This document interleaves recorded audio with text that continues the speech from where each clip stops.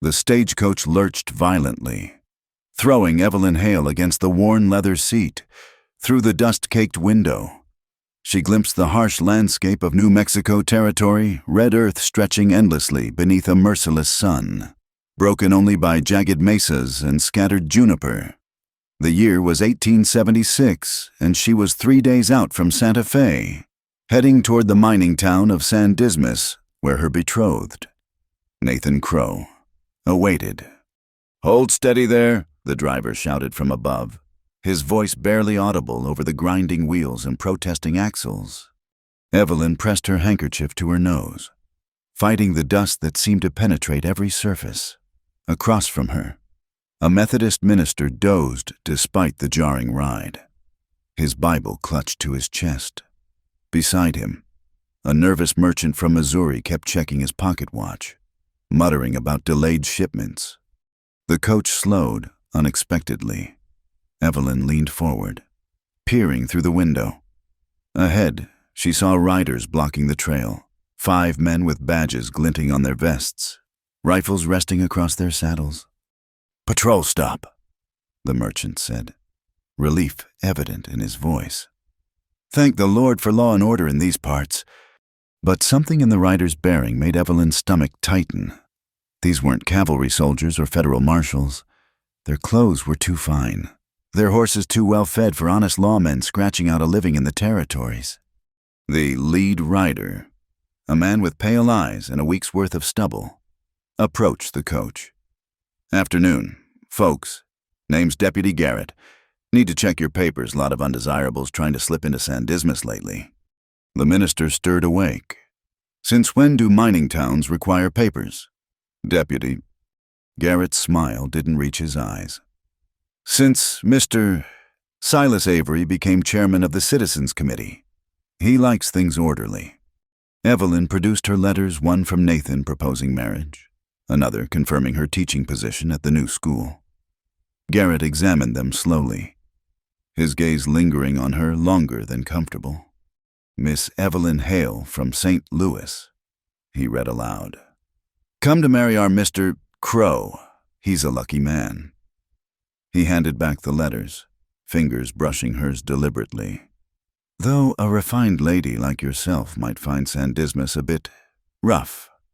"I'm quite capable of adapting, Deputy," Evelyn replied evenly.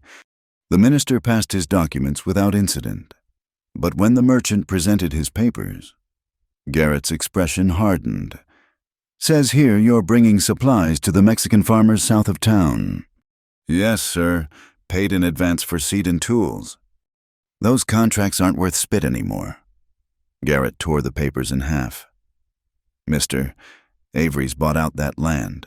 Those squatters need to move on." "But they've been there for generations," the merchant protested. The sound of cocking rifles silenced him. The other riders had closed in, their faces hidden beneath hat brims.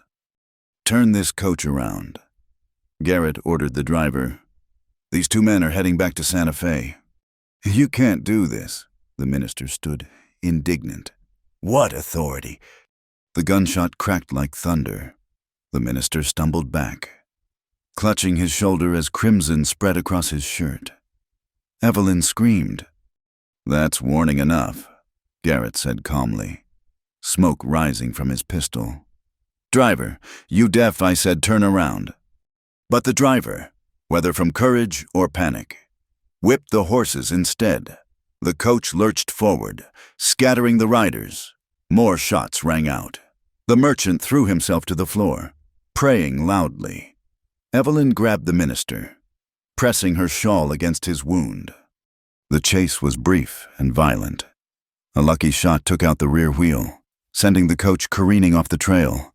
It crashed against a boulder, splintering wood flying like shrapnel. The world tilted, spun, then went dark. Evelyn woke to searing heat and the taste of copper in her mouth. The coach lay on its side, wheels still spinning lazily. The merchant was gone, fled, or taken. She couldn't tell. The minister lay still, his breathing shallow but steady. The driver hung limp from his perch. Voices approached. Garrett's men. "Check inside. Avery wants the woman brought to town. What about the preacher? Leave him. Desert'll finish what I started. Evelyn's mind raced. Why did Avery want her specifically? She grabbed the minister's Bible and her carpet bag, then squeezed through the opposite window. The voices grew closer. 20 feet away, a narrow canyon cut into the red rock. Without thinking, she ran. She's rabbiting, get her. Evelyn plunged into the canyon, her traveling dress catching on thorns and stones.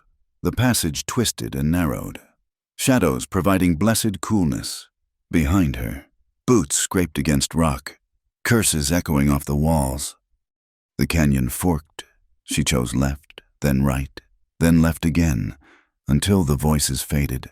But now she faced a new problem. She was thoroughly lost in a maze of stone, the sun already tilting toward evening. Hours passed. Her throat burned with thirst. Her fine boots, suitable for St. Louis streets, were shredded. As darkness fell, the temperature plummeted. She huddled in a shallow cave, shivering, wondering if she'd escaped one death only to find another. Dawn brought delirium. She stumbled through the canyons, no longer sure if she was fleeing or searching. The sun climbed mercilessly. Her lips cracked, her vision swam. When she fell the third time, she couldn't rise. Through the haze, she heard hoofbeats, not the thunder of many horses, but the measured pace of one. A shadow fell across her face. Strong hands lifted her head, pressing a water flask to her lips. Easy, a deep voice murmured. Small sips. The water was warm, mineral tasting. But to Evelyn it was ambrosia. As her vision cleared, she found herself looking into dark eyes set in a weathered face. The man appeared to be in his early 30s, with black hair tied back and features that spoke of mixed heritage, the high cheekbones of the Apache, the broader nose of Mexican ancestry. He wore practical clothes, worn but clean, and moved with the easy grace of someone at home in this harsh land. You're safe now, he said, helping her sit. Name's Che Kiona. I heard the shots yesterday. Found the coach this morning. Tracked you here. The minister, is he alive? Some travelers found him. Took him to the mission at Agua Bendita. Che studied her torn dress, her swollen hands. You're Nathan Crow's intended. It wasn't a question. Evelyn nodded weakly. Figures Avery's men would be interested. He helped her stand. Can you ride? Yes. His horse, a paint mustang, waited patiently nearby. Che lifted her into the saddle with surprising gentleness, then swung up behind her. His presence was solid, reassuring, though she noticed the rifle in its scabbard and the Colt on his hip. Why would Avery want me? She asked as they picked their way through the canyon. Same reason he wants everything in this valley control. Your man Crow works for the railroad and mining company. Marriage to you makes you valuable. He paused. Or expendable, depending. Nathan would never. Ma'am, meaning no disrespect, but you've been in the territory 3 days. Out here, law belongs to whoever controls the water and the guns. Avery controls both. They rode in silence until the canyons opened onto a vast plain. In the distance, Evelyn could see buildings San Dismas, presumably. Smoke rose from chimneys, and she could make out the skeletal framework of the railroad depot under construction. I'll take you to the edge of town, Che said. Best if Avery's men don't see us together. Why are you helping me? He was quiet so long she thought he wouldn't answer. Finally, maybe because I've seen what happens when men like Avery go unopposed. Maybe because I'm tired of finding bodies in the desert. He reined in the horse near a cluster of cottonwoods. Or maybe because you ran into those canyons instead of surrendering. Takes courage or desperation. Either way, figured you deserved a chance. He helped her down, hands lingering on her waist just long enough to ensure she was steady. Word of advice, Miss Hale. Check that marriage proposal letter real careful. In this heat, even ink can lie. Before she could ask what he meant, he'd remounted and turned the Mustang back toward the wilderness. Evelyn watched until he disappeared into the shimmering heat, then squared her shoulders and walked toward town. San Dismas was everything St. Louis wasn't: raw, unfinished, violent in its vitality. The main street was more mud than road, flanked by hastily constructed buildings that seemed to lean on each other for support. The grandest structure was a 3-story hotel with Avery House painted in bold letters. Men lounged on its porch, watching her approach with predatory interest. She found Nathan at the railroad office, bent over blueprints with 2 other men, when he looked up and saw her dusty, disheveled. Alone, his handsome face cycled through surprise, concern, and something else she couldn't quite identify. "Evelyn, my God, what happened? The stage was due yesterday." She allowed him to embrace her, noting his cologne couldn't quite mask the smell of whiskey. As she recounted the attack omitting Che's rescue, instinctively, Nathan's expression darkened. Garrett exceeded his authority. "I'll speak to Avery immediately." "Your letter," Evelyn said suddenly. "May I see it, the one you sent proposing?" Nathan frowned. "Whatever for, surely you haven't forgotten." "Please, I nearly died yesterday. I want to see the words that brought me here." He produced it from his desk, watching puzzled as she held it to the window. There, what Che had noticed.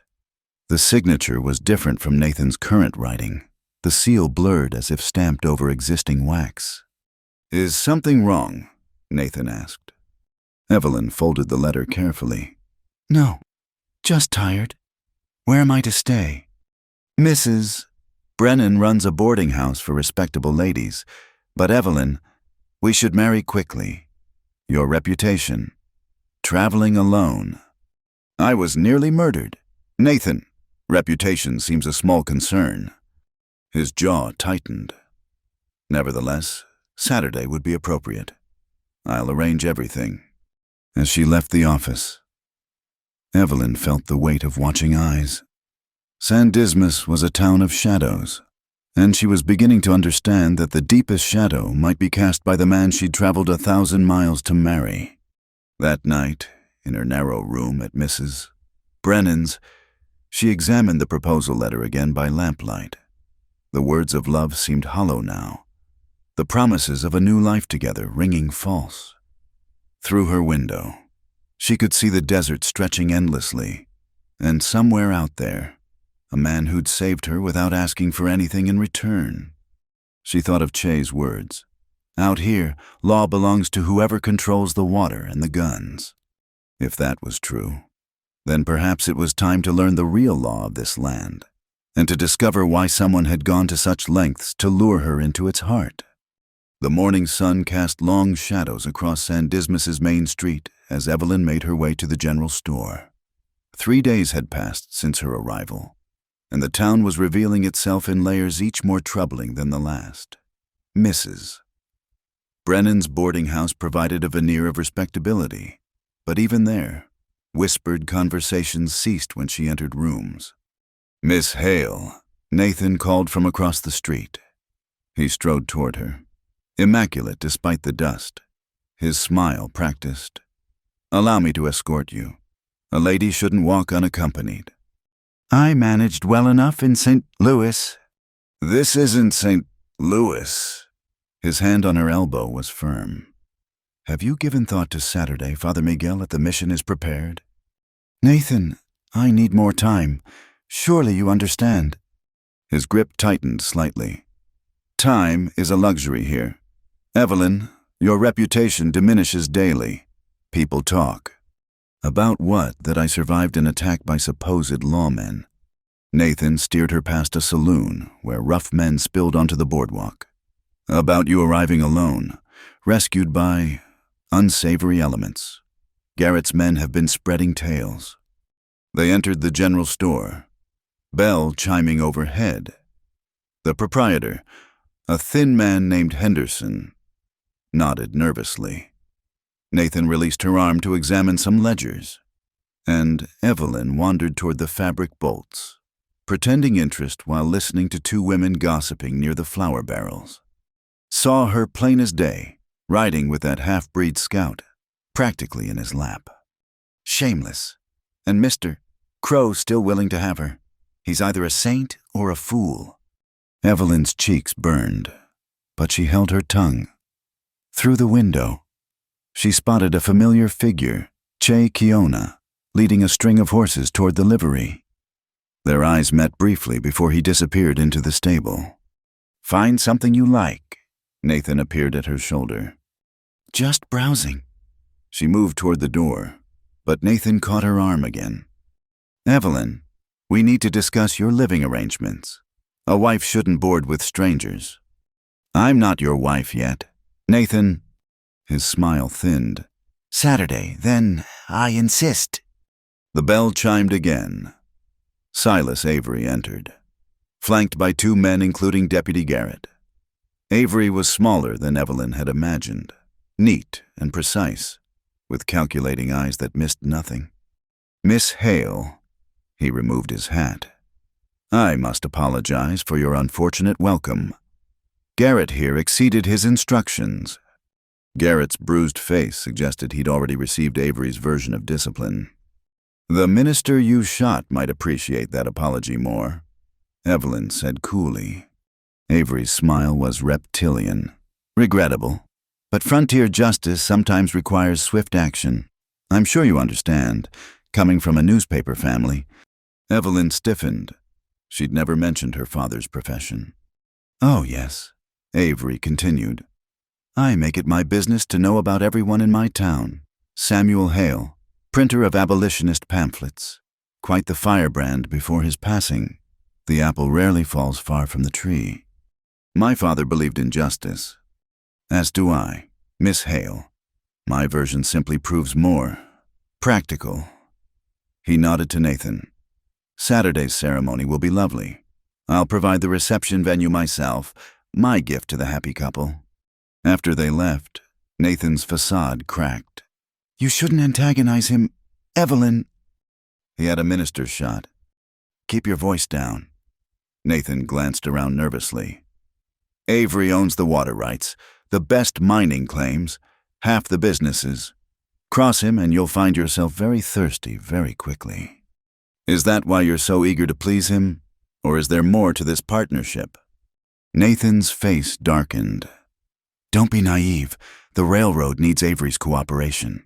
I need his cooperation, and soon, so will you." He stalked out, leaving Evelyn alone among the dry goods. Henderson approached tentatively. "Miss, if you're looking for honest work, Mrs. Chen runs a laundry. She's fair, even to women in difficult circumstances." Evelyn thanked him, understanding the implication.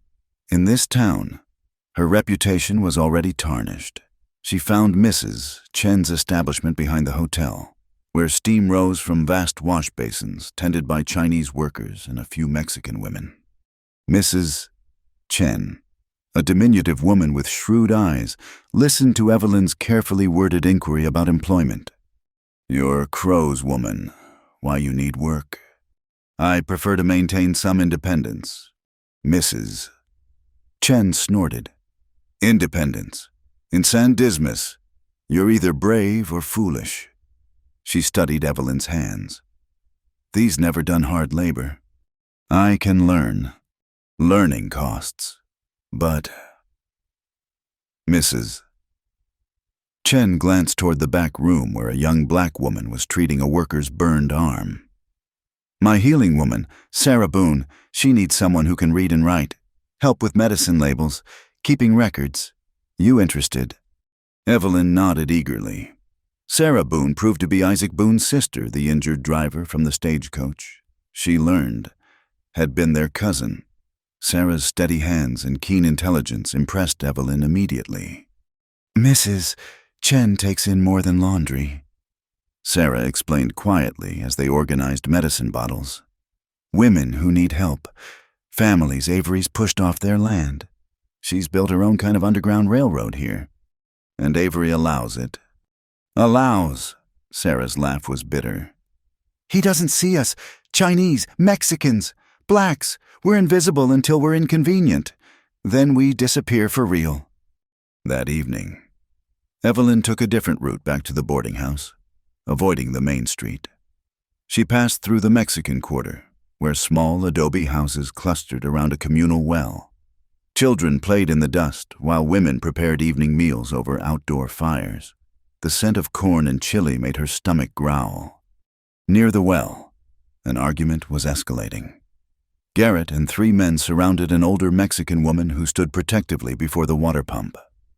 "Tax is due, Senora Martinez," Garrett said, $2 per bucket, same as last week. "But last week was $1. A younger woman stepped forward. "You cannot." Garrett backhanded her casually, sending her sprawling. "Price goes up. Don't like it, find water elsewhere." Evelyn started forward, but a firm hand caught her arm. Che Kiona materialized from the shadows. "Don't," he warned quietly. "They can't charge for water." "They can and do, but rushing in will only make it worse." His eyes never left Garrett. "Wait." Senora Martinez reached for her hidden pocket, but Che stepped into the circle of lamplight. "Evening, Garrett. Thirsty work, collecting taxes." Garrett's hand moved to his gun. "None of your business. Breed." "Actually, it is." Che produced a paper from his vest. "Water rights agreement, signed by Judge Carter in Santa Fe. This well predates Avery's claims by 30 years. Mexican land grant, still valid." "Avery says different." "Avery's not a judge." Che's voice remained calm, but Evelyn noticed his stance had shifted, weight balanced for movement. "Let these people be." The standoff stretched taut. Finally. Garrett spat in the dust. "This ain't over, Kiona." After they left, the women clustered around Che, speaking rapid Spanish. He responded gently, and Evelyn caught enough to understand he was promising to post guards. "That was brave," she said when the crowd dispersed.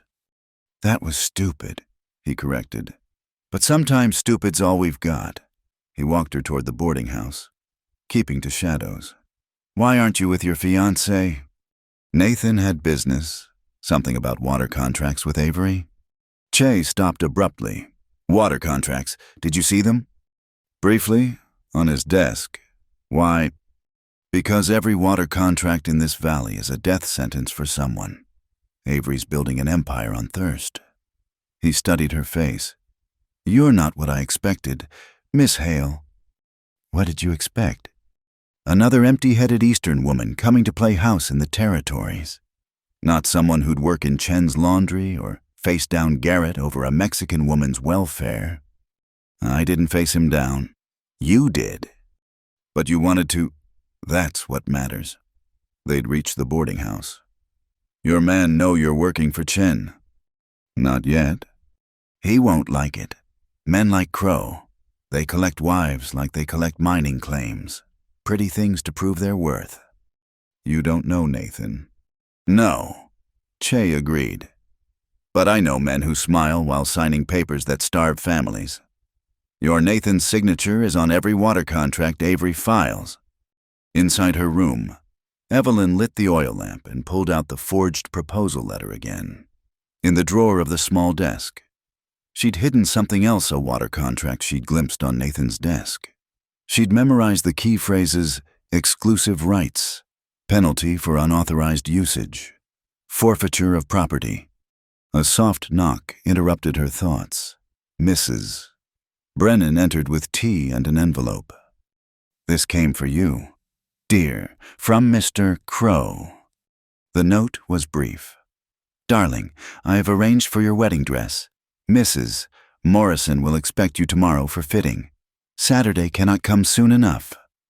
N." Evelyn crumpled the note. Through her window, she could see the Mexican quarter, where families huddled around their guarded well, somewhere beyond the town limits. The Apache people Che defended were probably counting their own water supplies, calculating how long before Avery's law reached them too. She smoothed out Nathan's note, then held it beside the forged proposal. The handwriting was identical now he'd learned to match the forgery. Whatever game was being played, Nathan was deep in it. Saturday was 3 days away. 3 days to discover why she'd really been brought to San Dismas. 3 days to decide if she'd stand at that altar or run back into the desert's embrace. This time, though, she wouldn't run blind. She'd learned the first rule of survival in Avery's kingdom water was life, and whoever controlled it controlled everything. Including, it seemed, the women foolish enough to answer false proposals carried on desert winds. The ancient water channel carved through red rock like a scar, its walls bearing the marks of centuries. Evelyn followed Sarah Boone along the narrow path, their boots crunching on gravel as the morning sun climbed higher. Ahead, Chinese workers labored with picks and shovels, clearing debris from the channel under the watchful eye of Li Wei, Mrs. Chen's nephew. This acequia fed the whole valley once, Sarah explained, using the Spanish word for the irrigation ditch. Apache, Mexican farmers, everyone shared it. Then Avery built his dam upstream. They reached a wider spot where the channel had been crudely blocked with timber and stones. A trickle of water seeped through, barely enough to fill a bucket, beyond the makeshift dam. Evelyn could hear the rush of flowing water, lifeblood stolen from those who needed it most. Miss Hale, Li Wei approached, removing his hat. You shouldn't be here. Avery's men patrol regular-like. I needed to see for myself. Evelyn said, behind the dam. She glimpsed metal pipes diverting water toward town, toward Avery's properties and the mining operations. See what? A familiar voice asked. Che emerged from a cluster of juniper trees, leading his paint horse. The price of progress. The price of theft, Evelyn corrected. Che's smile was grim. Careful, Miss Hale. That kind of talk makes people disappear in these parts. Li Wei nodded toward the hills. Riders coming. We should go. They scattered the workers, melting into the brush with practiced ease. Sarah hurrying back toward town. Che grabbed Evelyn's arm. This way, quick. He led her into a narrow side canyon she hadn't noticed, his horse following docilely. They pressed against the rock wall as voices echoed from the main channel. He told Avery someone's been nosing around, found fresh tool marks. Let 'em dig. Won't change nothing. Boss owns the water fair and square. The voices faded. Che's hand on her arm relaxed but didn't drop away. You're determined to find trouble, he murmured. I'm determined to find truth. There's a difference. Not in Avery's world. He studied her face. Your wedding's tomorrow. So everyone keeps reminding me. You could leave, tonight. I know trails Garrett's men would never find. And go where back to St. E. Louis, where everyone knows I traveled 1,000 miles to marry a man I'd never met. Evelyn pulled free of his grip. I have no home to return to. I sold everything to come here. Then make a new home, anywhere but here. Is that what you did, run from your past? His face shuddered. Some pasts don't deserve following. They emerged from the canyon to find the work crew reassembling. An elderly Mexican man Evelyn recognized from the market was arguing with Li Wei. Don Miguel says the Mescalero are gathering at Crow Peak, Li Wei translated. They're discussing the water situation. Che tensed. How many? Maybe 40, 50 people. Families mostly, driven from their usual camps by the drought. And Avery's dam, Che added. He turned to Evelyn. I need to go. There's a sacred spring near Crow Peak if Avery's men find that gathering. Take me with you. Absolutely not. I can help. I can document what's happening. Write to newspapers. You think Avery cares about newspapers? Che's laugh was bitter. You think anyone back east cares what happens to Apache families? My father would have cared. He printed truth regardless of consequence. And where is he now? The words stung. Evelyn lifted her chin. Dead, but his work mattered. It changed minds. Che's expression softened slightly. You're Nathan Crow's betrothed. Your words would carry weight, but only if you're alive to write them. He swung onto his horse. Go back to town, Miss Hale. Get married tomorrow. Be safe. He was gone before she could respond, his horse's hooves raising dust clouds that hung in the still air. Evelyn made her way back to San Dismas with Sarah, her mind churning. At Chen's laundry, she found unexpected activity. Doña Isabella Martinez, the woman Garrett had threatened at the well, was there with several other Mexican women. They spoke in hushed, urgent Spanish while Mrs. Chen listened intently. "What's happened?" Evelyn asked. Doña Martinez's daughter, Rosa, answered in accented English. "They burned our uncle's jacal last night. His family barely escaped." "Who burned it?" "Avery's men. They say we owe water tax for 3 months. If we cannot pay..." Rosa's voice broke. "Mrs."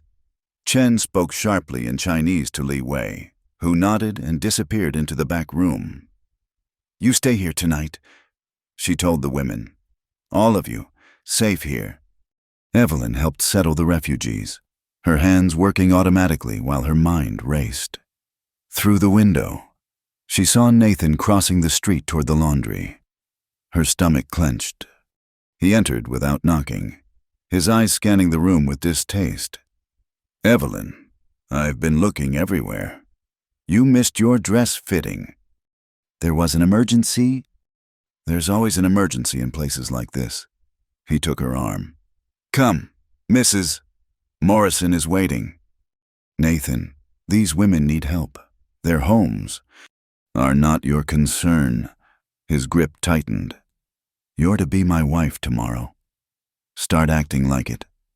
Doña Martinez stepped forward. "Señor Crow, por favor. Your company brings prosperity. Yes, but we need water." "Then pay for it like everyone else." Nathan pulled Evelyn toward the door. "Market rates. Simple economics." "Nathan," Evelyn jerked free. "How can you be so callous?" His face flushed. "Callous, I'm practical. These people squat on valuable land, contribute nothing. They've farmed this valley for generations. Under Mexican rule. This is America now." He lowered his voice. "Evelyn, I've been patient. But if you continue this association with undesirable elements, there will be consequences." "Is that a threat?" "It's reality. Avery's already questioning your suitability. Some nonsense about you being seen with that half-breed scout." Nathan's eyes narrowed. "Is there truth to it?" "Che Kiona saved my life. And you've thanked him, I'm sure. That should be the end of it." Nathan straightened his vest. "The dress fitting. Evelyn, now." She followed, but not before catching Mrs. Chen's eye. The older woman nodded slightly. She'd protect the Mexican families. For now, Mrs. Morrison's dress shop was a shrine to Eastern fashion, wildly out of place in San Dismas. The wedding dress hung like a ghost, white satin and imported lace. "Beautiful, isn't it, Mrs.?" Morrison gushed. Mr. Crow spared no expense. As Evelyn stood for the fitting, she noticed papers on Mrs. Morrison's desk water bills, stamped with red overdue notices. "Times are hard," the seamstress admitted, following her gaze. "But Mr. Crow promised to speak to Mr. Avery about my account. Once you're married..." Another piece clicked into place. Nathan wasn't just complicit, he was Avery's enforcer. Using marriage as leverage. How many others in town survived on similar promises? That evening, Evelyn found an unexpected visitor at the boarding house. Judge Luther Mills from the territorial court sat in Mrs. Brennan's parlor, dust covered from hard travel. "Miss Hale, I apologize for the intrusion, but I received some disturbing correspondence about water rights violations in San Dismas." Evelyn's pulse quickened. "From whom?" "Anonymous, but detailed, documented." He studied her carefully. "You wouldn't know anything about that." "I've only been here a week, Judge." "Of course." He stood to leave, then paused. "Curious thing about your marriage license. The territorial records show you already own property here inherited from your mother, Clara Hale." The room spun. "My mother, that's impossible. She never left Missouri." "Clara Mendoza Hale, Mexican citizen before she married your father. She inherited a parcel with senior water rights from her father." Judge Mills placed a folded document on the table. "Legally, those rights supersede any of Avery's claims, if proven." He left Evelyn staring at the paper, a land grant dated 1835, her mother's name clearly visible. Her mother, who'd spoken Spanish when she thought no one was listening. Her mother, who died when Evelyn was 12, taking her secrets with her. Nathan had known. The forged letter, the urgent marriage, it all made sense now. They needed her name on documents to challenge or subsume her mother's water rights. A sound at the window made her turn. Che stood in the shadows outside, gesturing urgently. She slipped out the back door to meet him. "The gathering at Crow Peak," he said without preamble. "Avery's men are planning to raid it at dawn. They'll claim the Apache are stealing water. Use it as excuse to drive them onto the reservation. We have to warn them." "I'm going now." "But Evelyn," he gripped her shoulders. "After tomorrow, after you're married to Crow, you'll be untouchable. You could help these people with your influence. Your words." "I'm not marrying Nathan." The words surprised them both. Che's hands gentled on her shoulders. "He knows about my mother's land," she continued. "The whole marriage is a fraud to steal water rights I didn't even know I had." "Then you're in more danger than ever. If Avery can't get those rights legally, he'll take them by force." Evelyn thought of the burned jackal, the threats, the casual violence. Unless someone stops him. Someone, Che's smile was rueful. "An Apache scout with blood on his hands and an Eastern lady who's been here a week. And a Chinese laundress and a black healer and Mexican farmers and maybe even a territorial judge." Evelyn met his eyes. "My father always said injustice fears ink more than bullets. Maybe it's time to test that theory." Che pulled her closer, his forehead nearly touching hers. "You're either the bravest woman I've met or the most foolish."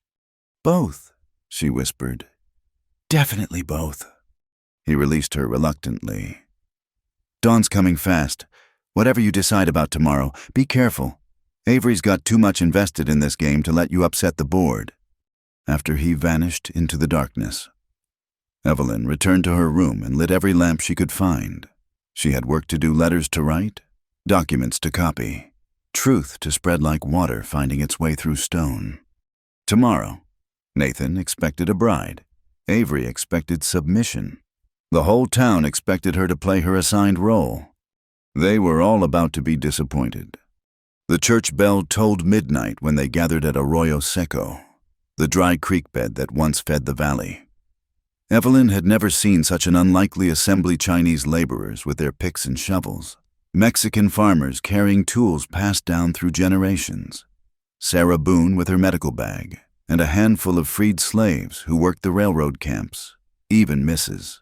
Chen had come, her usual stern expression replaced by grim determination. "The dam's just beyond that bend," Li Wei whispered, pointing upstream. "4 guards, maybe 5. They change shifts at dawn." Che materialized from the shadows, a dozen Mescalero Apache men with him. "My people are in position on the ridges. If shooting starts, they'll cover the retreat." "No shooting," Evelyn insisted. "We file the legal complaint first, as Judge Mills instructed. We're citizens exercising lawful rights." Don Miguel snorted. "Avery's law comes from gun barrels. Señorita." "Then we give him no excuse to use them." Evelyn held up the document she'd spent all night preparing. Signed by 43 households, charging illegal water diversion. Judge Mills will file it in Santa Fe tomorrow if we survive tonight. The plan was simple in concept, dangerous in execution. While one group created a distraction downstream, others would partially dismantle the dam just enough to restore some flow to the traditional channels. Not destruction, but restoration. The distinction mattered legally, if not practically. "Everyone understands?" Che asked. "We open the sluice gates. Nothing more. No damage to the main structure." Murmurs of agreement rippled through the crowd. They moved out in small groups, keeping to shadows. Evelyn found herself between Che and Sarah, her heart hammering against her ribs. The dam loomed in the darkness, a crude but effective structure of timber and earth. Water gurgled behind it, trapped wealth in liquid form, as planned. Rosa Martinez and several women approached the guard post openly, carrying water jugs. "Por favor, señores," Rosa called out. "My baby is sick. Just one bucket of water." The guards emerged, suspicious but distracted. "Get out of here, no water without payment." While they argued with the women, Li Wei's crew slipped toward the sluice gates. Evelyn held her breath as metal scraped against metal too loud in the desert silence. "What was that?" One guard turned. That's when Don Miguel started singing a drunken vaquero ballad, stumbling into view from the opposite direction. The guards cursed, moving to intercept him. "Now," Che whispered. They rushed forward. Evelyn's job was to document. She sketched frantically by moonlight while others worked the gates. Water began to flow. First a trickle, then a stream, following channels carved by centuries of use. "It's working," someone whispered. Then gunfire shattered the night. "Raid!" a guard shouted. "They're stealing the water!" Muzzle flashes lit the darkness. Evelyn dropped flat as bullets whined overhead. Che pulled her behind a boulder as more shots rang out. "So much for legal process," he muttered, checking his rifle. The mescalero on the ridges returned fire, but carefully suppressing shots only. Aimed high. They couldn't afford to kill anyone, not with the law already against them. "Pull back!" Li Wei shouted in 3 languages. "Gates are open!" The retreat was chaos running figures, shouting guards, the precious sound of water flowing free. Evelyn ran, clutching her sketches and notes. Beside her, Sarah suddenly cried out and stumbled. "I'm hit!" she gasped, hand pressed to her side. Che scooped her up without breaking stride. They plunged into the arrow-straight acequia, using its walls as cover. Behind them, hoofbeats thundered reinforcements from town. "This way!"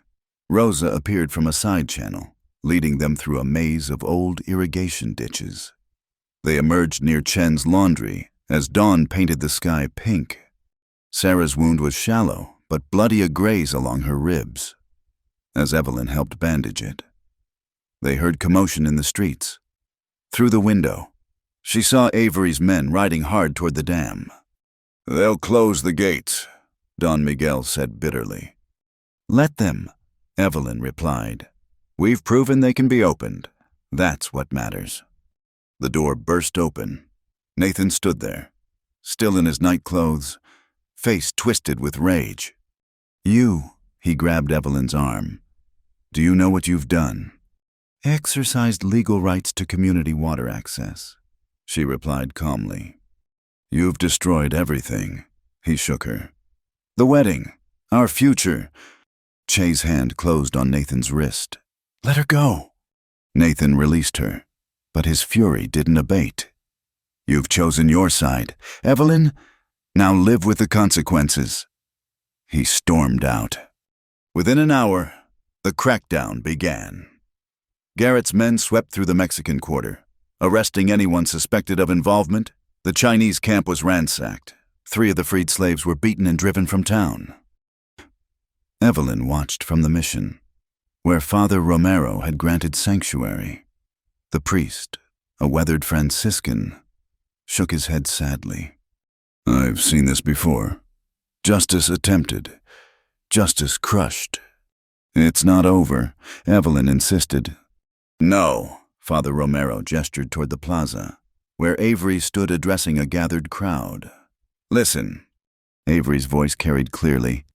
"Last night, criminal elements attempted to destroy vital infrastructure. Thanks to quick action by our security forces, damage was minimal. However, we cannot tolerate such lawlessness." He held up a paper. Effective immediately. Martial law is declared.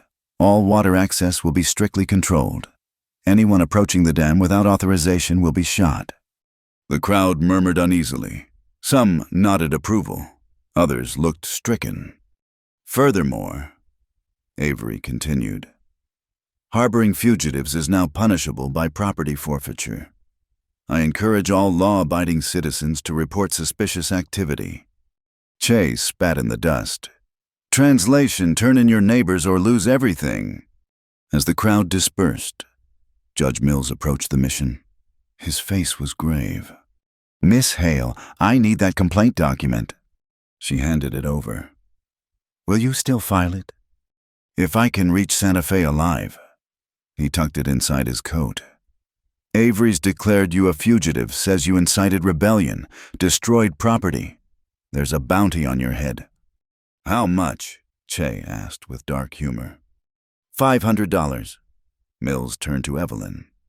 That land grant of your mother's, do you have it? Hidden at the boarding house. Get it. Without that document, you have no legal standing. With it, he smiled grimly. You're the most dangerous person in this valley to Avery's empire. As Mills left, Evelyn felt the weight of decision. She could disappear into the territories with Che's help, or she could stay and fight, knowing the odds. The spring gathering. Che said quietly, my people are still there, exposed.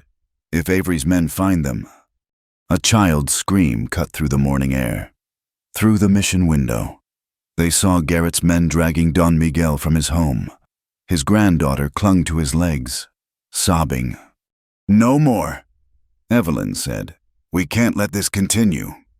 Father Romero placed a gentle hand on her shoulder. Child, sometimes discretion. My father was discreet once, Evelyn interrupted. Waited for the right moment to publish evidence of corruption. They burned his print shop with him inside. She met Che's eyes. No more waiting. That afternoon, while Avery's men searched for her, Evelyn snuck back to the boarding house. Mrs. Brennan, terrified but loyal, had hidden the land grant in her flour bin. As Evelyn retrieved it, she heard horses outside. Search every room, Garrett's voice commanded. She's here somewhere. Evelyn slipped out the back, document clutched to her chest. In the alley, Che waited with horses. The Mexican families are hiding in the old mine shaft, he reported. But Avery's cutting off all water to their quarter. They'll die of thirst in this heat. They rode hard for the hidden spring near Crow Peak, where the Mescalero families had gathered. The scene was heartbreaking children listless from dehydration. Elderly people collapsed in whatever shade they could find. The springs are nearly dry. An elder named Joseph Crowfeather told them, Avery's dam has dropped the water table. Evelyn looked at the dying spring, the desperate families, the vast desert that had once bloomed with careful irrigation. In her hand, the land grant felt both precious and useless. What good was legal paper against guns and greed? There's another way, a young Apache woman said. The old way, before the Spanish, before papers and laws. What way? Evelyn asked. Storm water, Joseph answered. When the rains come, flash floods fill the arroyos. Our ancestors built stone spreaders to slow the water. Let it soak in. Avery's dam can't stop the sky. When do the rains come? The elder studied the horizon. Soon, maybe days. The clouds are building. Evelyn felt a wild hope. Then we prepare. Rebuild the spreaders. Dig catchment basins. When the rain comes, we'll be ready. And Avery, Che asked. She held up the land grant. Let him come. Every move he makes against us proves our case. Judge Mills isn't the only honest lawman in the territory.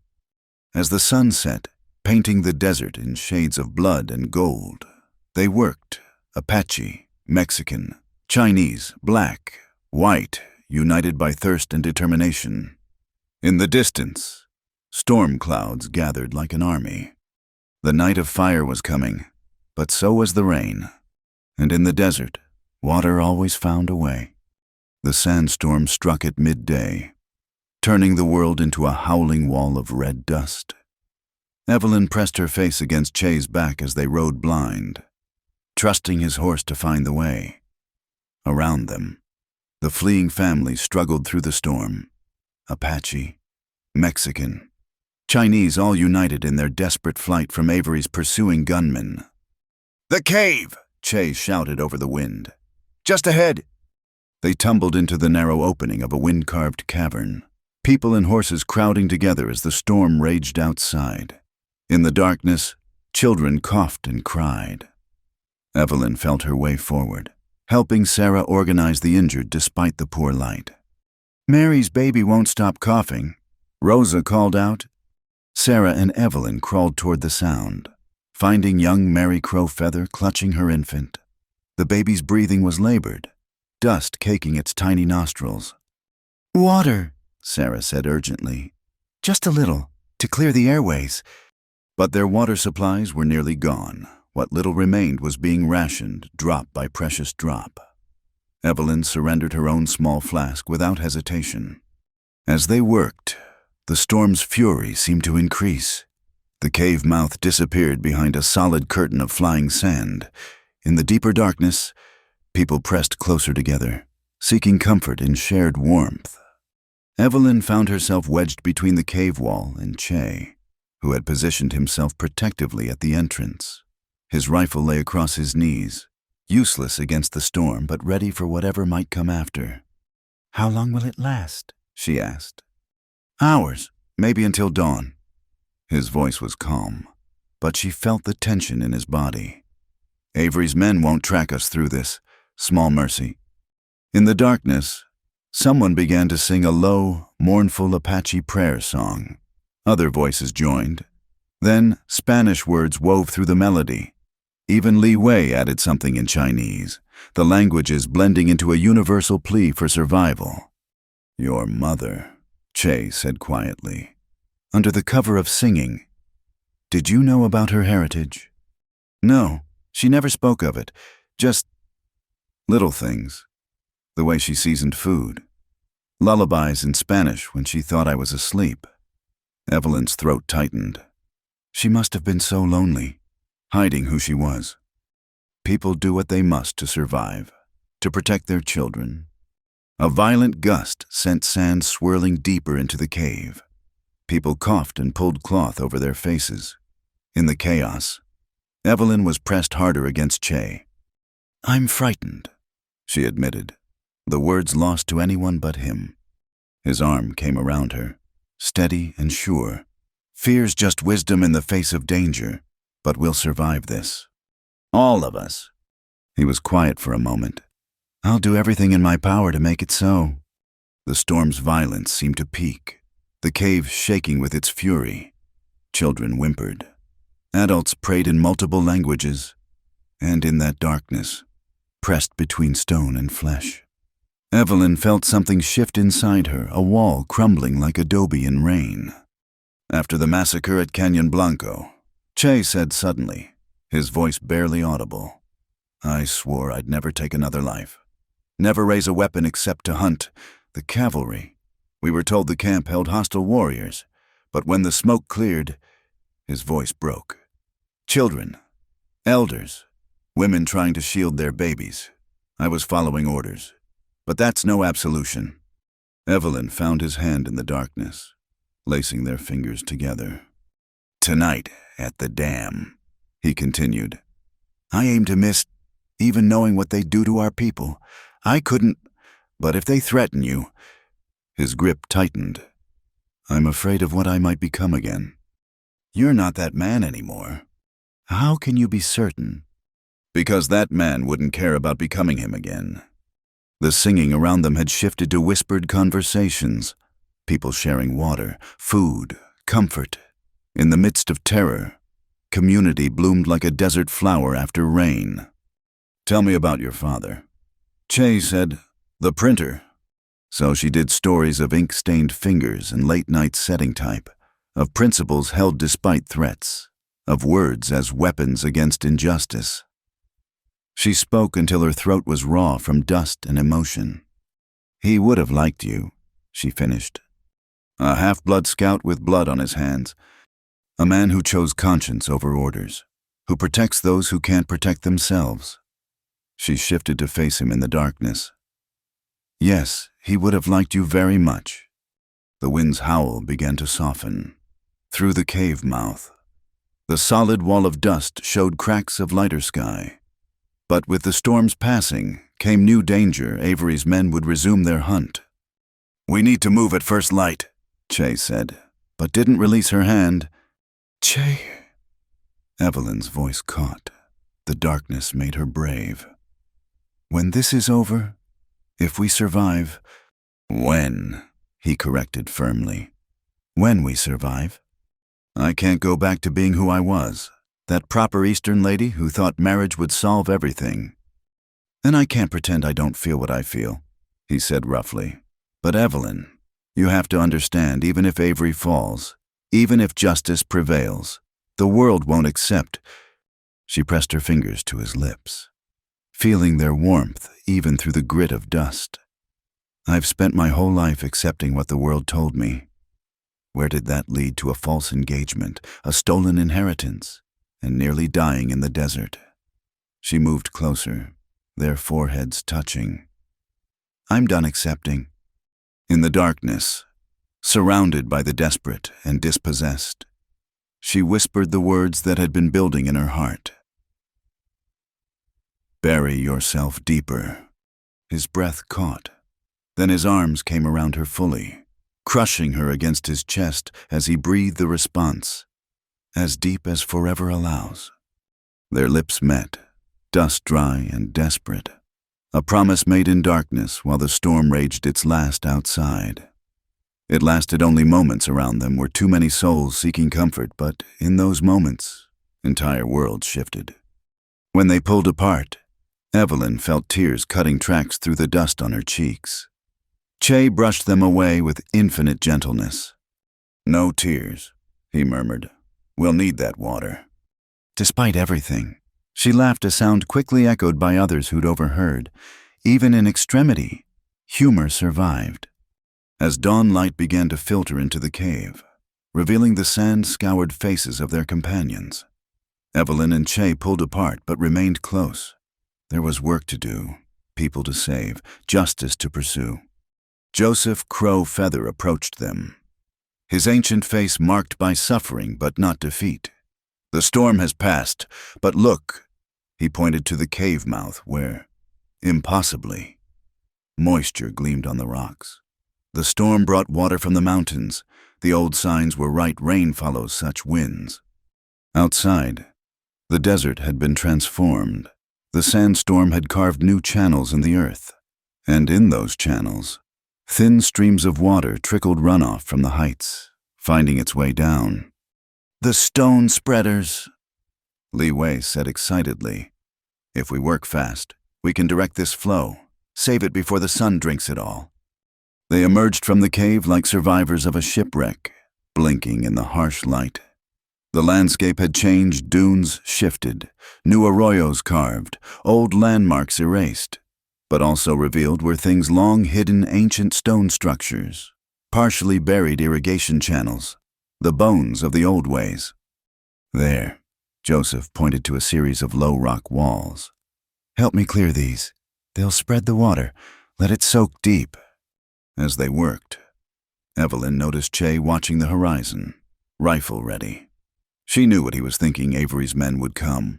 The storm had bought them time, nothing more. Whatever happens, she said quietly, joining him.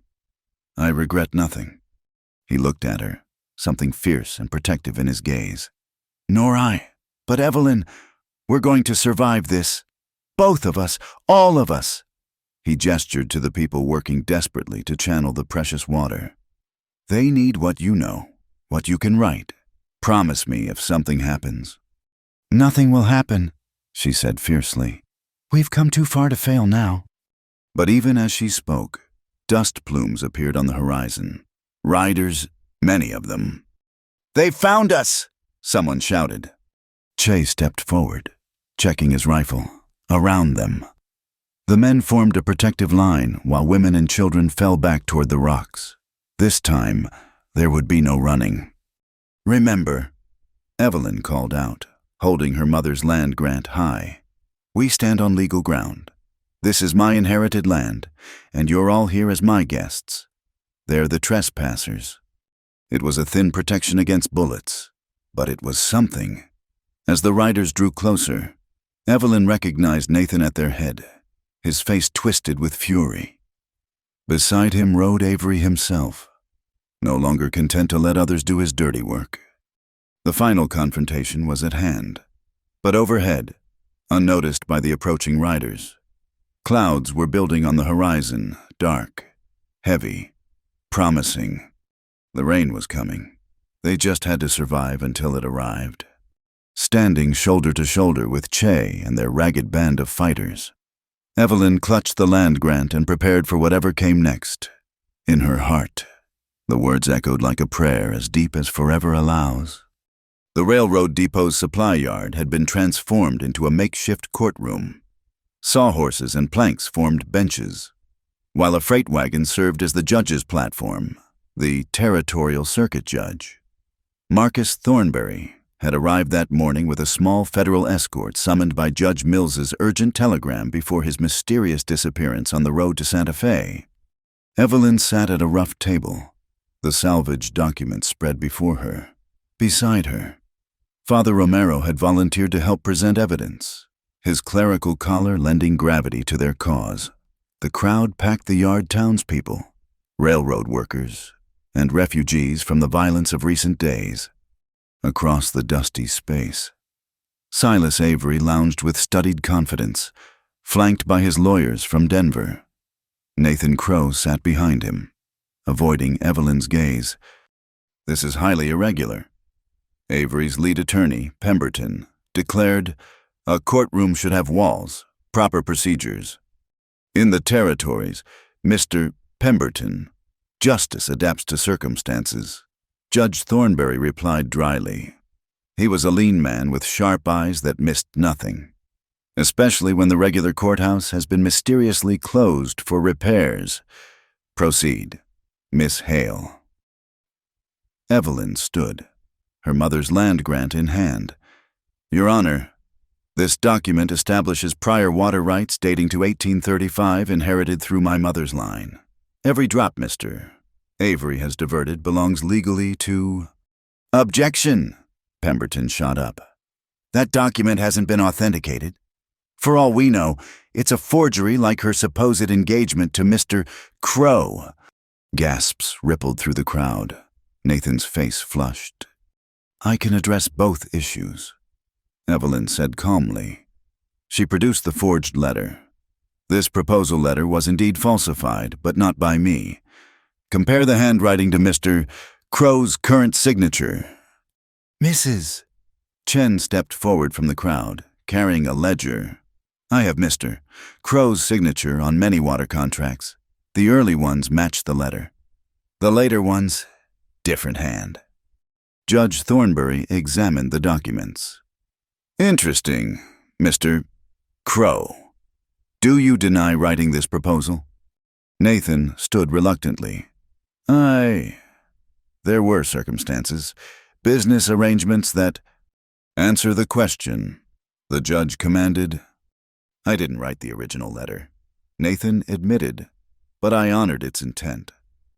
By attempting to marry Miss Hale for her water rights," Father Romero interjected.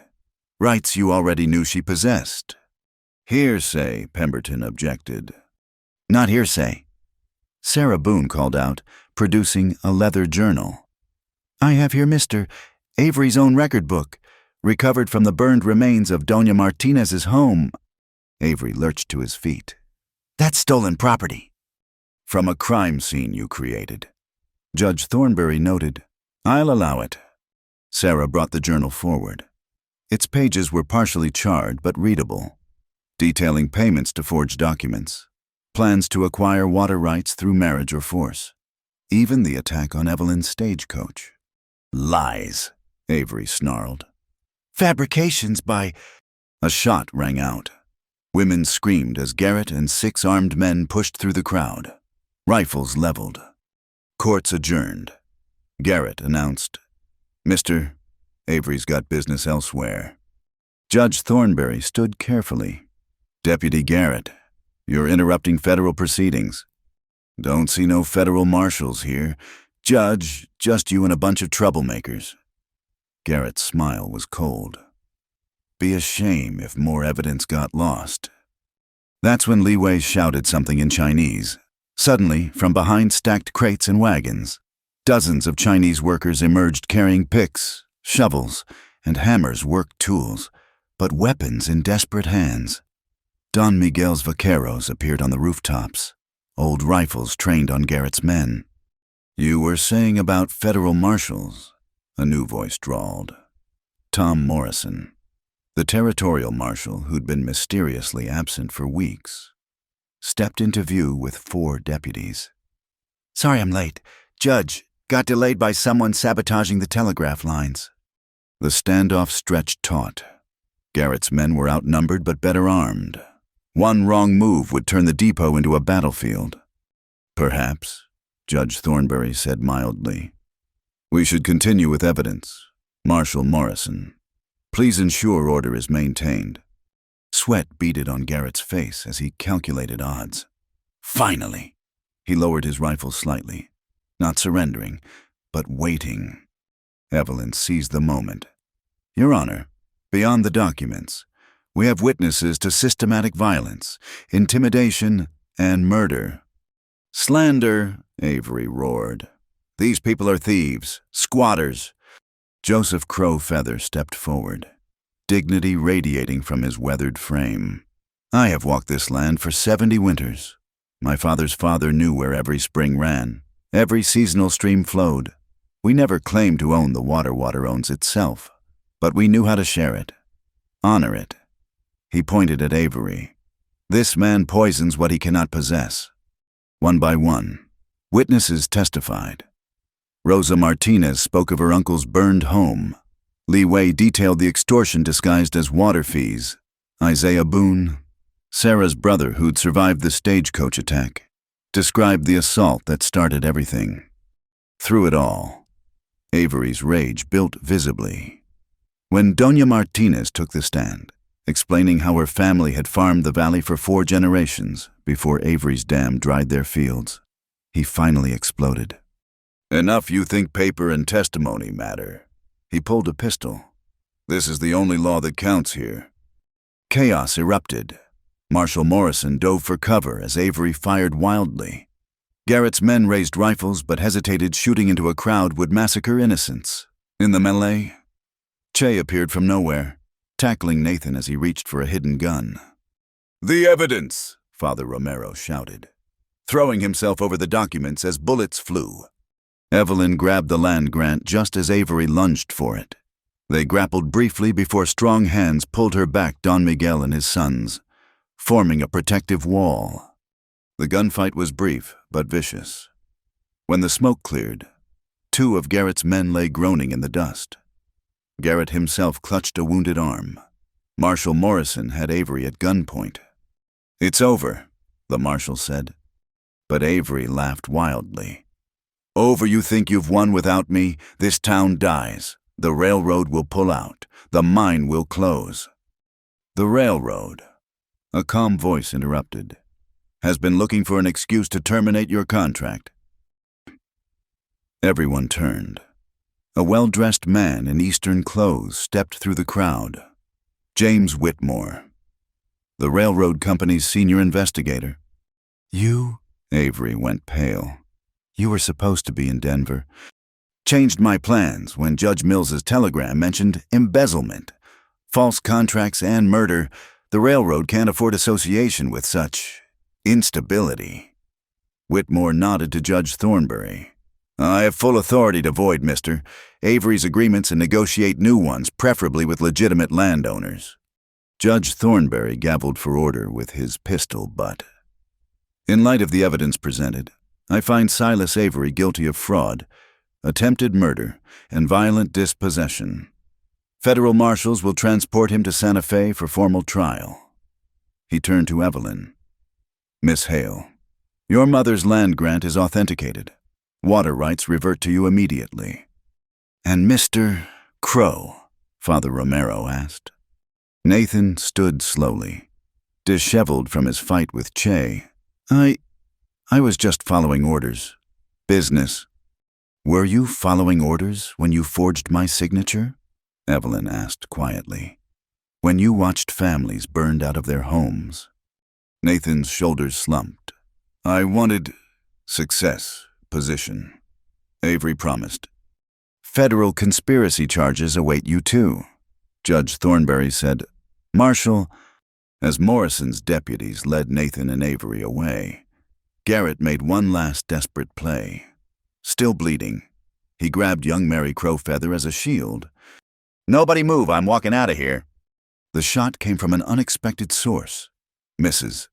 Chen, ancient pistol steady in her weathered hands, put a bullet through Garrett's shoulder.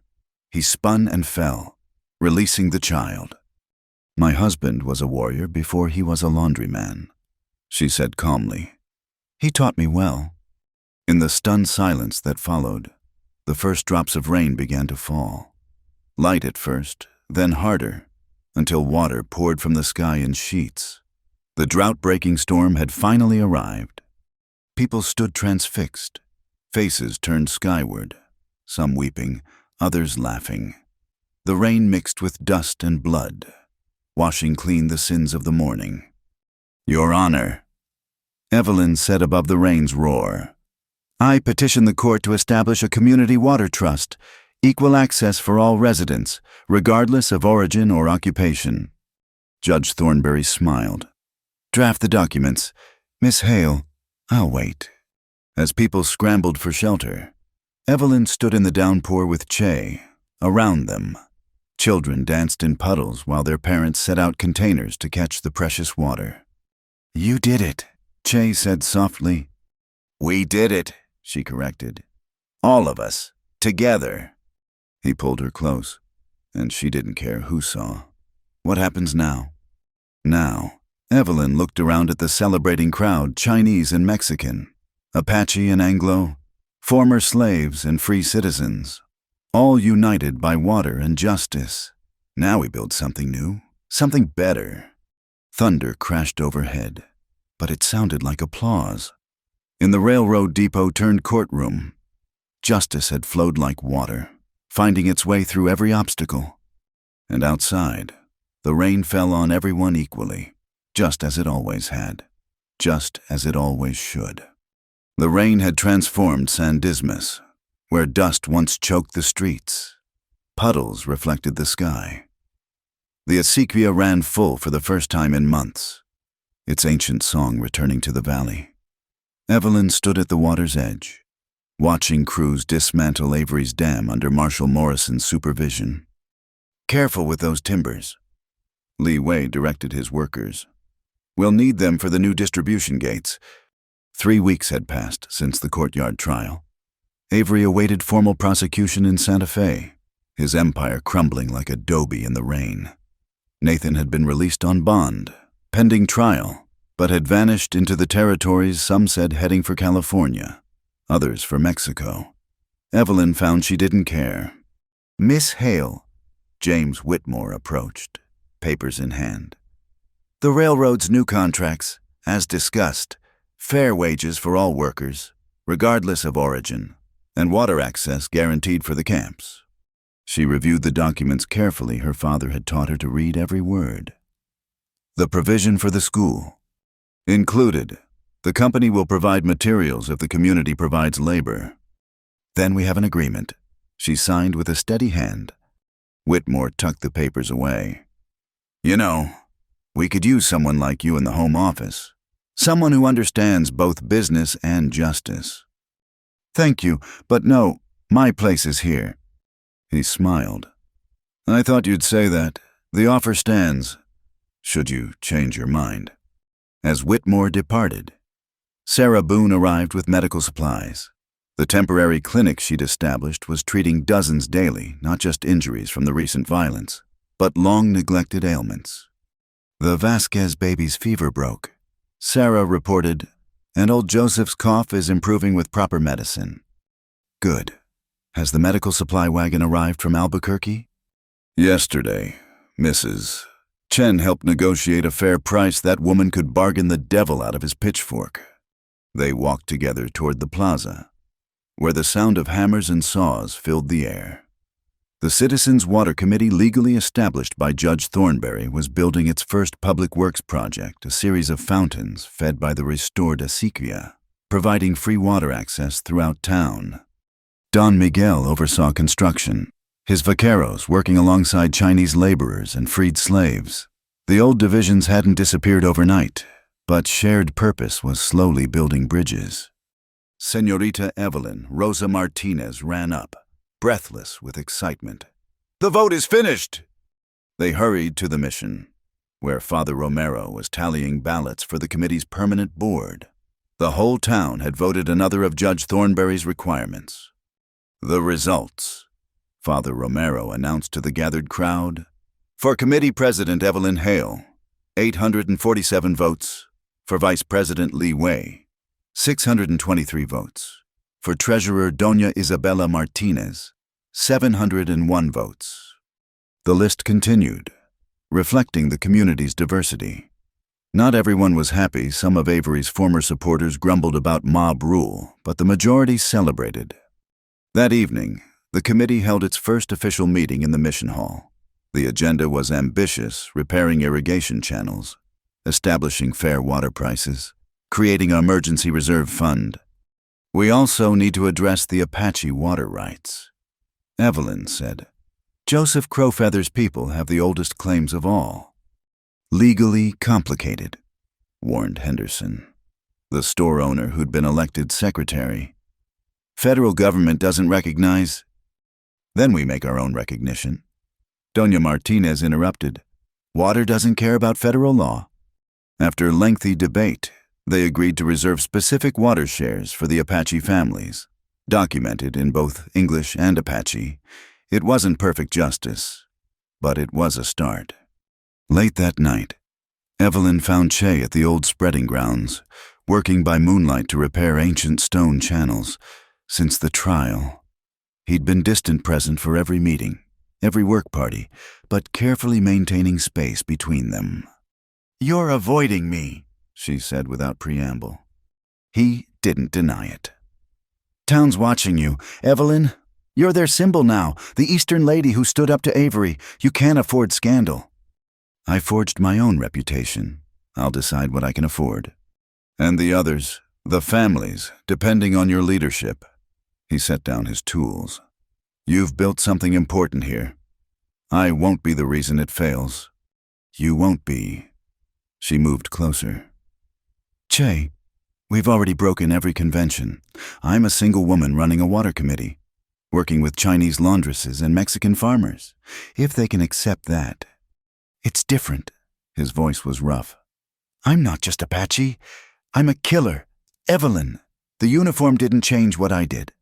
"No, but what you've done since protecting people, fighting for justice, that matters too." He turned away. "The town tolerates me because I'm useful. That's not the same as acceptance." "Then we change that too, just like we're changing everything else." "You can't change people's hearts by committee vote." "No," she agreed, "but you can show them what's possible, day by day, deed by deed." A sound in the darkness interrupted them, horses approaching fast. They tensed, but the rider who appeared was Marshal Morrison. Dust-covered and urgent. "Trouble," he said without dismounting. "Avery's men, the ones who scattered after the trial. They've taken over the Chavez ranch upstream, threatening to dynamite the remaining channels if we don't release Avery." Within an hour, a crowd gathered at the mission.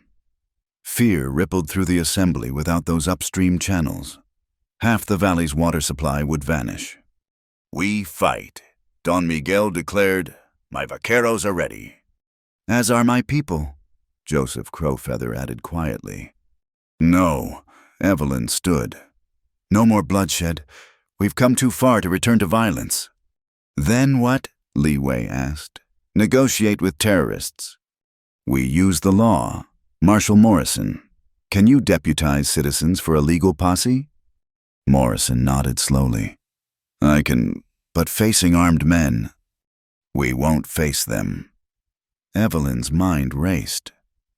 We'll surround them, cut off their supplies, their water. Show them what Avery showed us, how it feels to be trapped by thirst. That could take days, someone protested.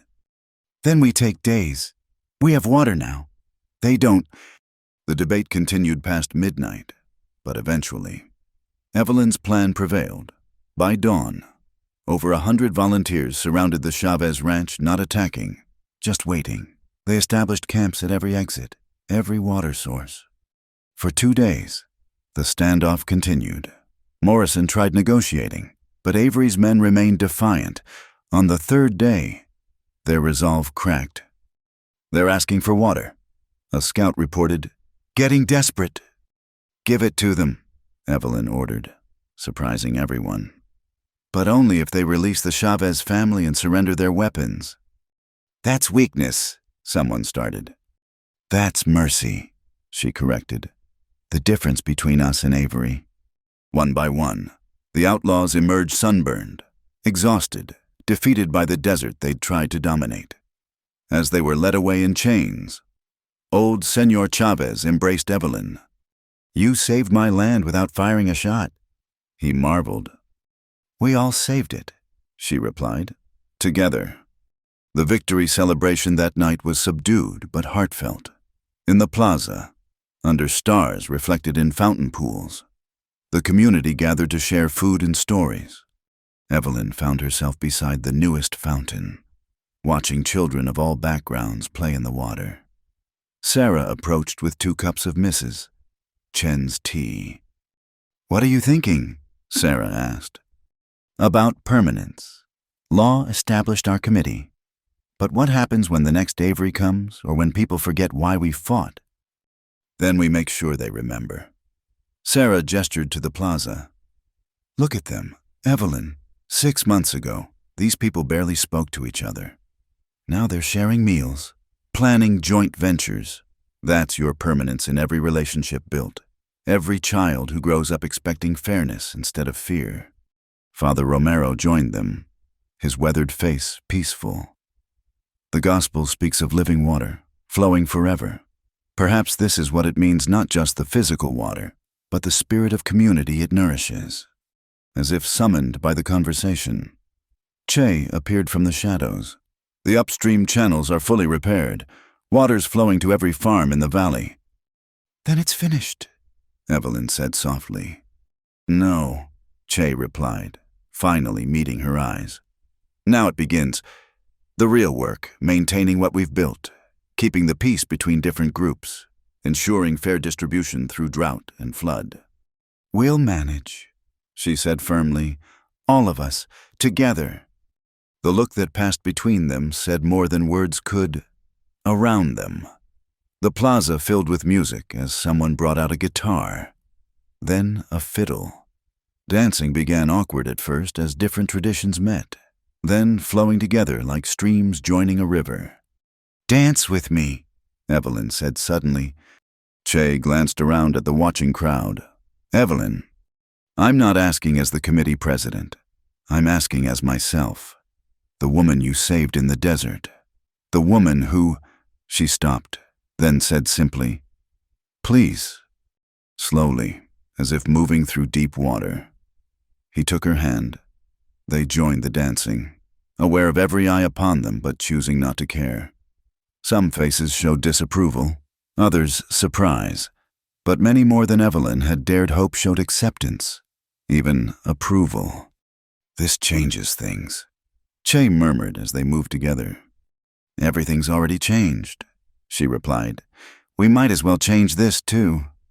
As they danced under stars and beside flowing water, the community they'd fought to build continued its delicate weaving around them. It wasn't perfect, nothing built by human hands ever was, but it was theirs, earned with struggle and sealed with justice. The water flowed on, indifferent to human prejudice, but essential to human survival. And in its voice was a promise as long as people remembered to share instead of hoard. To build instead of destroy. The desert would bloom and communities would thrive. The fountain's spray caught the lamplight, turning drops to gold, and Evelyn Hale, no longer the frightened Eastern lady who'd stumbled from a wrecked stagecoach, danced in that golden rain with the man who'd taught her that salvation could be found in the most unexpected places, even in the heart of a thirsty land. The first drops of the season's rain fell on the dedication ceremony, blessing the newly carved stone marker at the head of the Atziquia. 2 names appeared on the granite one in Mescalero Apache, one in English, both meaning water that returns. 6 months had passed since Avery's fall, and the valley had transformed. Evelyn stood before the gathered crowd, her mother's silver locket catching the light. She'd traded her Eastern fashions for practical skirts and boots, though she still maintained the dignity that had first commanded respect in San Dismas. "Today we name not just water," she began, her voice carrying across the plaza, "but a promise that what flows here belongs to all who thirst, regardless of birthplace or bloodline." Joseph Crow Feather stepped forward with a clay vessel, pouring the ceremonial first water over the stone. The crowd, Apache, Mexican, Chinese, Black, and Anglo, watched in respectful silence as ancient words mixed with Spanish prayers and English hopes. From her place near the fountain, Evelyn caught Che's eye. He stood with the tribal elders, having spent the morning teaching young Apache boys traditional water-finding methods. The distance between them had closed gradually over the months. Each shared sunrise at the spreading grounds, each late-night planning session, weaving them closer. After the ceremony, the community scattered to prepare for the evening feast. Evelyn retreated to the small print shop she'd established where her boarding house room had been. The old Washington hand press, shipped from St. Gideon Louis with her father's tools, dominated the space. She was setting type for the next issue of the San Dismas Water Report, a monthly bulletin documenting distribution, rainfall, and committee decisions when boots scraped on the threshold. "Always working," Che observed, entering with 2 cups of coffee. "Information is like water," she replied, accepting the cup gratefully. "It needs to flow freely." He studied the half-composed page. "You're writing about the new medical fund." Sarah's proposal passed unanimously. Every household contributes what they can: money, labor, or goods. No one will suffer untreated illness for lack of payment. "Your father would be proud." Evelyn's hands stilled on the type. "I dream about him sometimes. He's standing by a great river, telling me the current never stops. It only changes course." Che moved closer, his presence warm and solid. "Speaking of courses changing," he pulled out a folded paper. "Judge Thornberry sent this, my citizenship papers. Fully recognized, all past service acknowledged." "Che, that's wonderful." "It means I can own land, vote, testify in court without challenge." He paused. "Marry without legal complication." The word hung between them like morning mist over the Atziquia. Evelyn's heart accelerated, but she kept her voice steady. That's important. For the future. For our future." She turned to face him fully. Over the months, they danced around this moment, stolen glances during meetings, hands brushing as they worked, conversations that ran deep into the night but always stopped short of declaration. "Che, "I know the challenges," he interrupted gently. "The looks we still get, the whispers. But Evelyn, I've spent 31 years learning that life is too short and too uncertain to let fear decide our paths." "I'm not afraid," she said firmly. "Not anymore. But are you certain the committee presidency is temporary? One day, I might be just another widow running a print shop in a frontier town. And I might be just another horse trainer with calloused hands and too many memories." He took those calloused hands and placed them over hers, still ink-stained from the press. But together were something new, like this whole town impossible until it happened. Through the window, they could hear preparations for the feast Li Wei directing table placement, Rosa Martinez organizing the children's choir. Sarah calling for volunteers to help serve. The sounds of community being woven, thread by thread. "There's something else," Che said. "The tribal council met yesterday. They're establishing a permanent settlement near the sacred springs, with legal recognition from the territory. They've asked me to help liaison between the settlement and San Dismas. Will you accept? Only if my wife agrees to print a bilingual newspaper serving both communities." Evelyn's breath caught. Was that a proposal, Mr. Kiona? It was a statement of intent. "The proposal comes now." He reached into his vest, producing not a ring but a necklace, silver and turquoise, old and beautiful. "This was my grandmother's. She gave it to my mother when she married outside the tribe, said love was its own nation, requiring no passport." With trembling fingers, Evelyn lifted her hair so he could fasten the necklace. The metal was warm against her skin, the weight of it solid and real. "Yes," she whispered. "To all of it, the newspaper, the partnership, the future we'll build word by word and deed by deed." He kissed her then, there in the print shop with the smell of ink and promise surrounding them. When they parted, both were smiling. "When?" she asked.